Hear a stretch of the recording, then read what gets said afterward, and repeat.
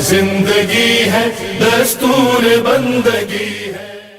اعوذ باللہ من الشیطان الرجیم، بسم اللہ الرحمن الرحیم، الحمد للہ والسلام علی اہلہا۔ امام معصوم کا فرمان ہے، لکل شیء ربیع وربیع القرآن شہر رمضان۔ ہر چیز کے لیے ایک موسم بہار ہے، اور قرآن کے لیے موسم بہار ماہ مبارک رمضان ہے۔ ماہ مبارک رمضان کی ان بابرکت ساعتوں کو مزید بابرکت بنانے کے لیے یہ قرآنی سلسلہ، جس میں آج ہماری گفتگو اس سورے سے متعلق ہے، جس سورے کا نام ایک نبی خدا کے نام کے اوپر ہے۔ قرآن کریم کے اندر مختلف سورے مختلف انبیاء کے نام کے اوپر ہے، جیسا کہ سورہ مبارکہ محمد، سورہ مبارکہ نوح، سورہ مبارکہ ابراہیم اور سورہ مبارکہ لقمان، سورہ مبارکہ ہود۔ مختلف مثالیں اس کی ملتی ہیں۔ آج ہم سورہ مبارکہ نوح کے حوالے سے گفتگو کریں گے۔ سورہ مبارکہ نوح قرآن مجید کا 71 یعنی 71واں سورہ ہے، مکہ مکرمہ میں نازل ہوا، 28 آیتوں پر مشتمل ہے اور 2 رکوع ہیں اس کے اندر۔ نام سے واضح ہے کہ حضرت نوح کا تذکرہ ہے، حضرت نوح کی پوری ہسٹری اور ان کے قصے ہیں، لہٰذا اس کا نام سورہ مبارکہ نوح رکھا گیا۔ تاریخ کے اندر سوال ہے کہ حضرت نوح کا اصل نام کیا تھا؟ تو جو روایات کے اندر ملتا ہے، بعض روایتوں میں ملتا ہے کہ عبد الغفار یا عبد الاعلیٰ یہ نام تھا حضرت نوح کا، لیکن شدت گریے کے سبب ان کا نام نوح پڑ گیا، یعنی نوحہ کرنے والا یا رونے والا۔ 2500 سال کی زندگی ملی، 950 سال کی تبلیغ کی اور 80 جوڑے ایمان لے کر آئے۔ حضرت نوح کی پوری ہسٹری کو قرآن کریم کے اس سورے کے اندر ڈسکس کیا گیا کہ ابتدائی آیتوں کے اندر پروردگار عالم کہتا ہے کہ نوح جاؤ، اپنی قوم کو ڈراؤ اور کہو کہ ایمان لے کر آئیں، اور پھر حضرت نوح جا کر انہیں ڈراتے ہیں اور یہ کہتے ہیں کہ ایمان لے کر آؤ، تمہاری عمروں میں کمی نہ ہو جائے، اور یہ بتلایا کہ گناہ سبب بنتے ہیں انسان کی زندگی میں زندگی کے کم ہونے کے لیے، لہٰذا بہت ساری ایسی چیزیں ہیں جو انسان کی زندگی کو بڑھا دیا کرتی ہیں، بہت سارے ایسے گناہ ہوتے ہیں جو انسان کی زندگی کو کم کر دیا کرتے ہیں۔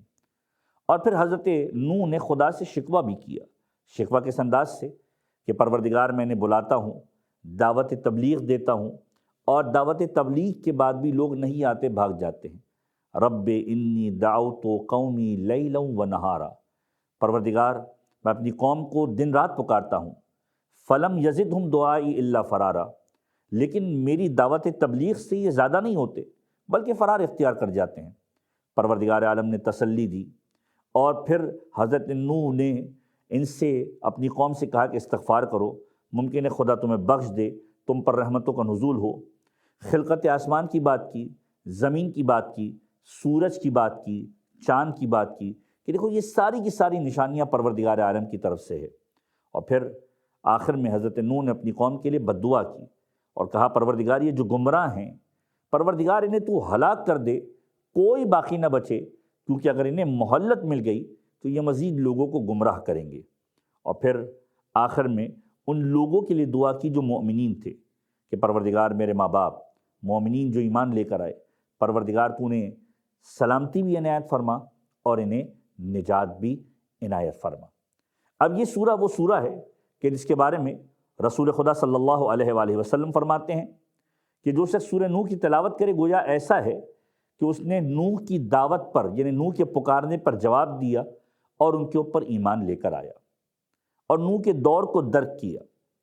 امام صادق علیہ السلام کا فرمان ہے، اور یہ خاص طور پر ایک وظیفہ بھی بن سکتا ہے، جو کوئی شخص حاجت کی طلب کرتے وقت اس سورہ مبارکہ نوح کی تلاوت کرے تو پروردگار عالم کے حکم سے پروردگار انشاءاللہ اس کی حاجت کو پورا فرمائے گا۔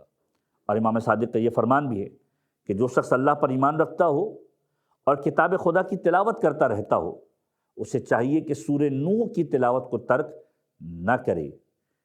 جو شخص صبر و استقامت کے ساتھ واجب اور مستحب نمازوں میں اس سورے کی تلاوت کرتا ہے، خدا اسے نیک افراد کے ساتھ نیک منازل میں جگہ عنایت کرے گا، اور جنت میں جو اس کے باغات ہیں، ان باغات کے علاوہ اپنی طرف سے پروردگار مزید 3 باغات اسے عنایت فرمائے گا۔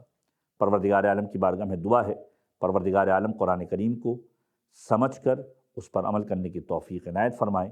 وآخر دعوانا ان الحمدللہ رب العالمین۔ قرآن پڑھو، پڑھو قرآن پڑھو۔